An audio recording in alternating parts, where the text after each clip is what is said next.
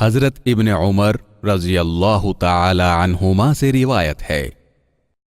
رسول اللہ صلی اللہ علیہ وسلم نے فرمایا، مسلمان مسلمان کا بھائی ہے، نہ اس پر ظلم کرتا نہ اس کی مدد چھوڑتا ہے، جو اپنے بھائی کی حاجت پوری کرنے میں لگا ہو اللہ اس کی حاجت پوری فرمانے میں لگا ہوتا ہے، اور جو کسی مسلمان کی پریشانی دور کرتا ہے اللہ تعالی اس کی وجہ سے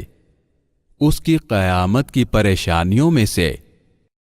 کوئی پریشانی دور فرما دے گا، اور جس نے کسی مسلمان کی پردہ پوشی کی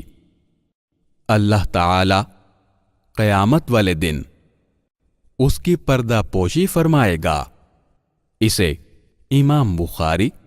اور امام مسلم نے روایت کیا ہے۔